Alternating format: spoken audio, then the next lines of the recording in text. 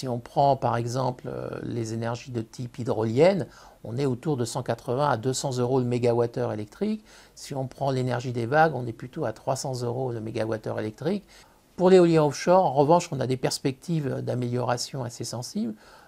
Dans les travaux par exemple menés par l'IFPEN, on aboutit à des coûts autour de 120 euros par mégawattheure, à comparer au coût de l'éolien onshore, par exemple, qui se situe autour de 80-90 euros par mégawattheure, ou du photovoltaïque, qui peut se situer dans une gamme entre 100 et 150 euros du mégawattheure électrique en fonction de la localisation. Alors ces énergies marines sont beaucoup moins matures d'un point de vue technologique que par exemple l'éolien onshore. Si on s'intéresse à l'éolien offshore, on a finalement deux grands types.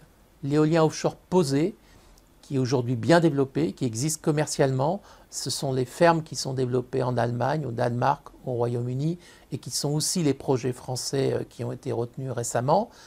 La seule limite à cet éolien offshore posé, c'est la profondeur d'eau, environ 30-40 mètres. Au-delà, on est obligé d'utiliser de nouvelles technologies, et ces nouvelles technologies, c'est ce qu'on appelle l'éolien offshore flottant, qui va se rapprocher de technologies d'exploration pétrolière.